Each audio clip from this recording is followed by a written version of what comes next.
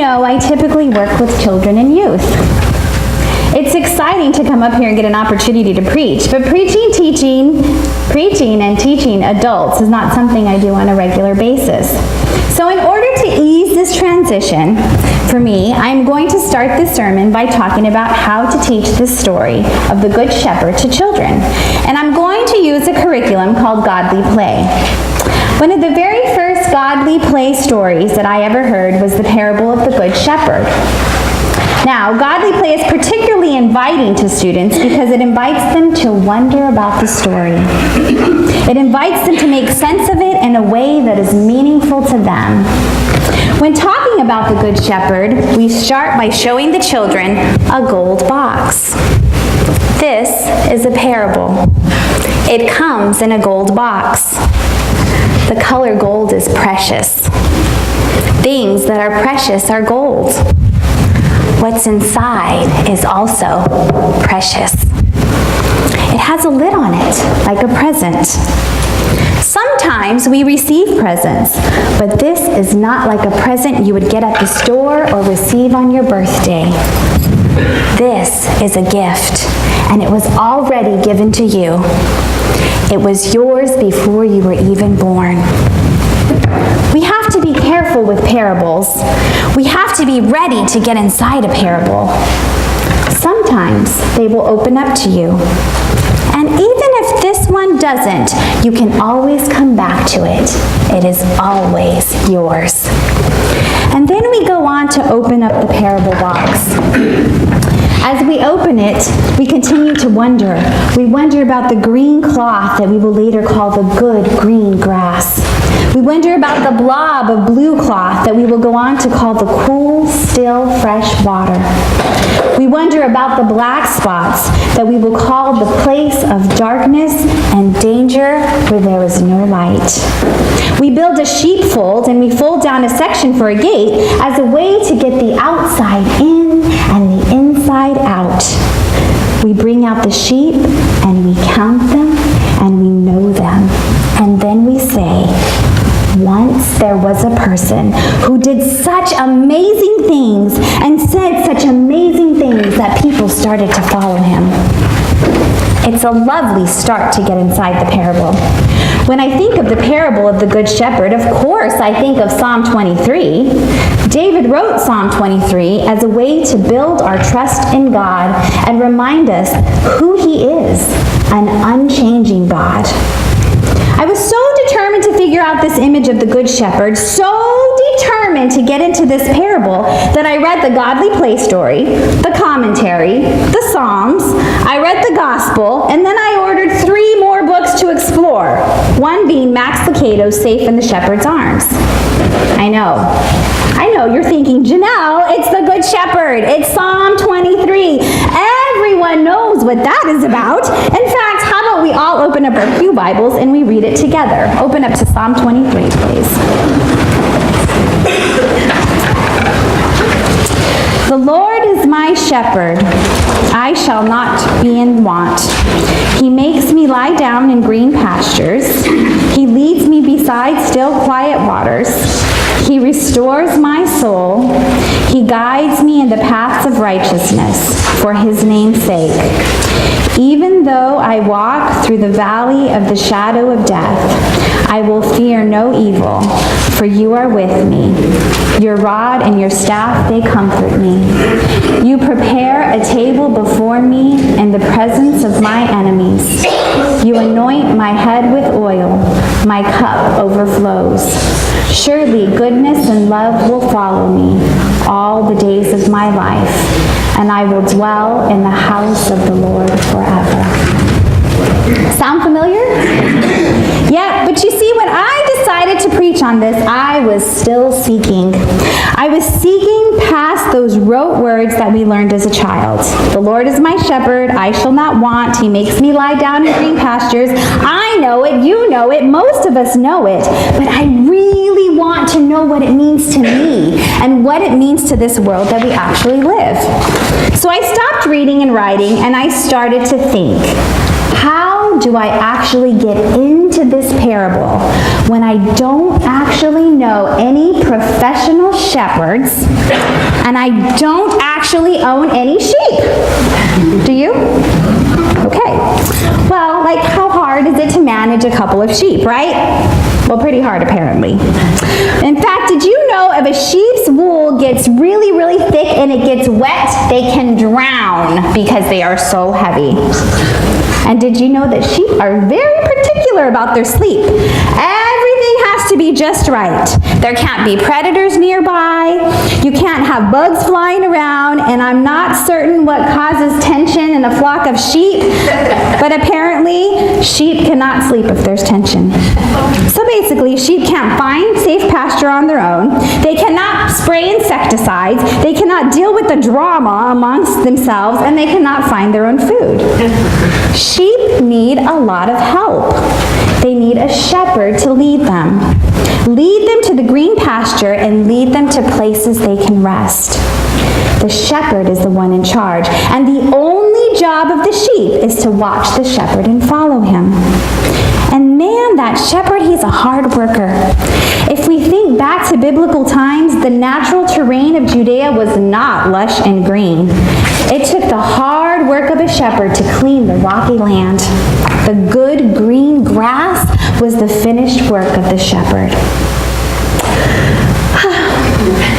That's so lovely and great, isn't it? This image of the shepherd leading us through life, armed with his rod and staff, walking us through the valley of the shadow of death, always with us, preparing a table before us, anointing our heads, cups running over, the promise of goodness and mercy following us all the days of our lives. As Max Lucado says, the Good Shepherd is an image of a shepherd who creates, but was never created. Makes, but was never made. A shepherd who no act brought him forth, so no act can take him out. A shepherd who sleeps through storms and calms wind with a word. And a shepherd who was here before cancer and heartache and all the scary things that we face in life. A shepherd who can place 1 billion stars in a galaxy and 1 billion galaxies in a universe. And a shepherd who can shape 2 fists of flesh into 75 or 100 billion nerve cells, put it in a skull and call it a brain. Wow! That sounds promising and lovely and hopeful. So how many of you are thinking, just stop right there, Jenelle. This is a lovely image. If that could just be as far in the parable as you want to go. But if you thought I would stop there, you don't know me very well. Because this parable is a challenge for me to believe. It sounds too much like a fairy tale with a happy ending, complete with a fearless leader and a few farm animals. If you know me well, you would know that I make friends of the least likely sort. Many of these friends are what you might call those struggling on the margins. Often they are suffering through addiction, mental illness, or food or housing insecurities. And very often they are children. Through listening and watching people's life stories, I have gained an appreciation for their journey, both spiritual and personal. Having the ability to see people and not just their issues has opened me up to a meaningful but very complicated world. And it is because of this complicated world that I have a hard time with these feel-good messages like the Good Shepherd, because there are times when I get very down and frustrated with God. How can it be claimed that we all have a good shepherd when clearly people are left for far too long in the place of danger and darkness where there is no light?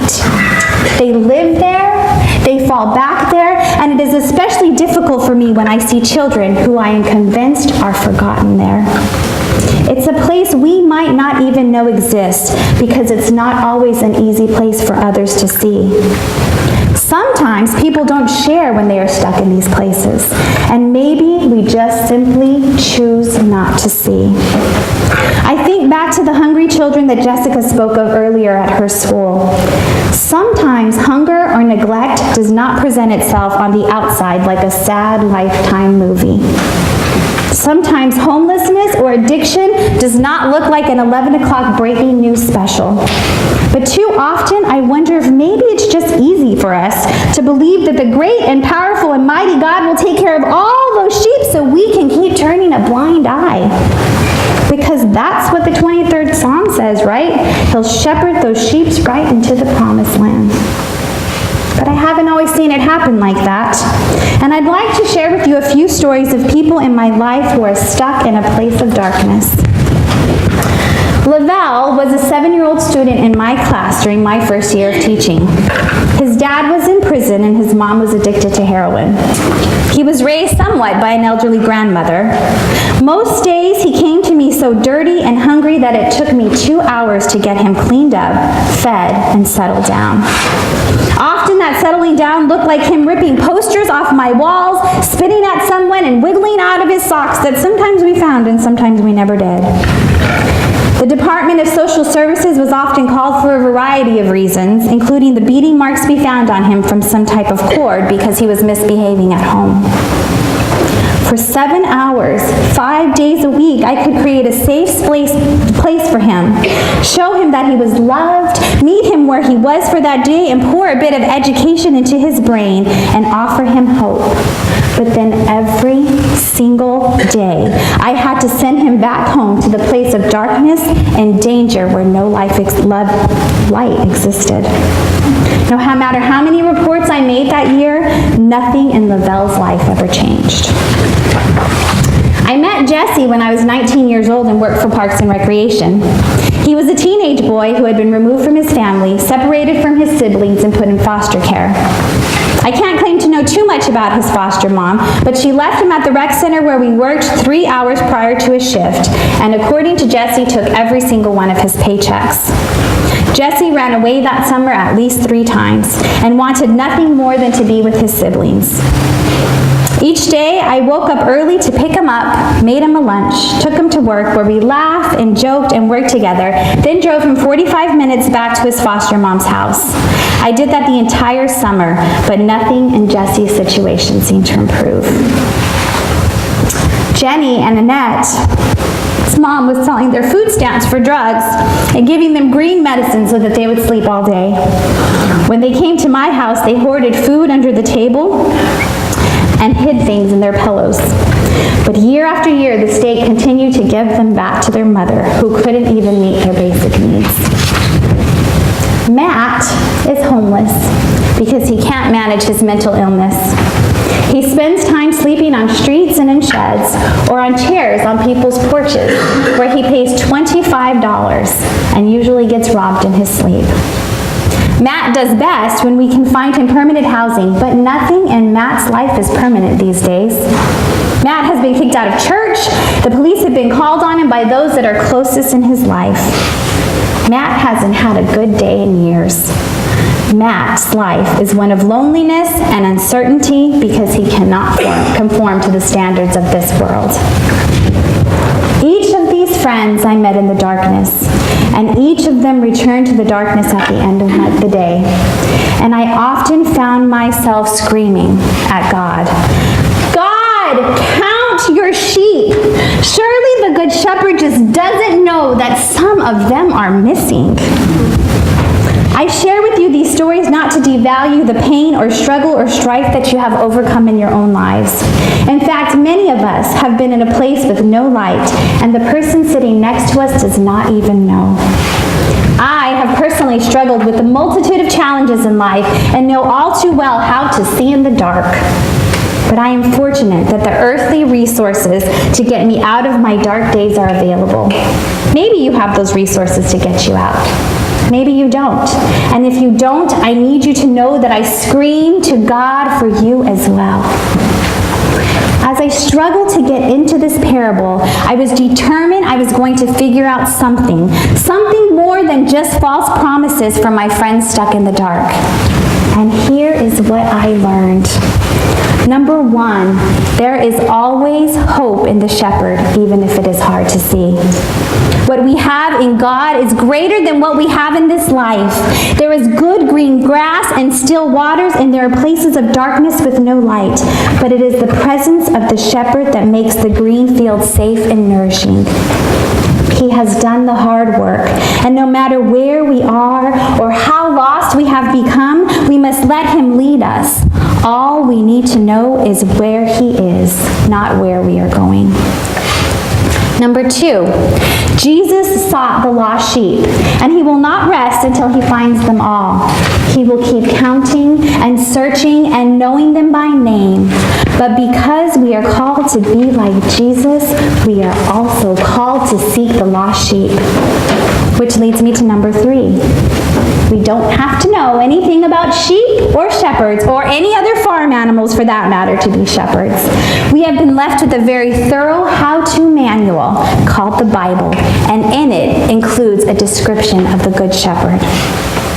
And number 4. I came to this realization of number 4 just yesterday. As I walked around the park in the cold, I had my earbuds in and I was blasting that song, Ooh Child. You know that one? Ooh Child, things are gonna get easier. Anyway, I walked and asked my kids, they've been hearing it for 2 days. On blast this morning. Anyway, as I walked, I wondered why the stories of these people keep coming up in my life. I have told Matt's story in particular over and over again, and I've even used it for 2 grad school applications. And I realize these are my people. And I tell their stories because bringing their stories to life validates them. It brings them to light and it brings them out of the darkness. And we live in a world that is much more comfortable keeping these stories hidden. And so it is important to me that I say their names out loud as often as I can.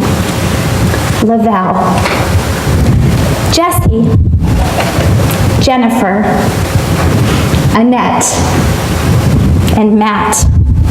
Because saying them out loud is like me counting my sheep. Telling their stories out loud is a reminder that they are significant and that they matter. And I encourage you, when you leave here and go about your week, that you stop and you think about those in your life who are stuck in the darkness. Say their names out loud and share their stories. As a church, we are looking to create opportunities for you to be good shepherds to the sheep in our community. Next week, many of you will be the light in the darkness through winter relief. You will help to provide the most basic of needs in this world, food and shelter. It might feel different to you. It may or may not be as hopeful as you expected it. Because in our fantasy world of shepherding, we provide what is needed and the story ends with a pretty little bow. But in reality, the week will end, and many of those people will still be homeless. They will still suffer from illness and affliction. But their tummies will be full, and their bodies will be warm, and they will have lived another week. You will have prepared a space on rocky ground for them to rest their head. And maybe you will know their name or their story. And you will have been a good shepherd. Our Backpack Buddy program is another way for you to meet the needs of the little lambs. Again, you will do the noble work of providing food for those that are hungry, and this will be ongoing all year long. It will allow children one less thing to stress out about over the weekend, hopefully allowing them to do some homework or just be a kid. And by doing this, you will be part of their story. It might not necessarily change their circumstances. Their parents may still have to work 2 jobs and not be home. They might still be sleeping on couches of distant cousins or moving from home to home in the foster care system. And I still really don't know what to do with all of that. But I know that we can do something, and by doing something, we begin to bring the issue of childhood hunger to light. And I end with this final thought. If you weren't able to get into today's parable, keep trying. It was there for you. It was there for you before you were even born, but you have to be ready. You can always come back to it because it's always yours. I've done this similar sermon twice now, and each time I get deeper into it, and I hear God speaking to me in a more profound way. I don't know what may happen if I choose to visit it again. But for now, I know that Jesus is calling each of us to be a shepherd. We are the ones who can provide the food, the shelter, the safety, the love, and the light. Sometimes we are called to do the hard work on the pasture before us. The work is not always easy, but it is the work that a shepherd is called to do. I think back to my friends who I thought I was sending back to the dark and dangerous places with no light. And I realize that sometimes we don't have to solve all the difficult problems of the world. Sometimes, as a shepherd, we just have to look and say, here I am. I can see you. You matter to me. And we are going to do this together.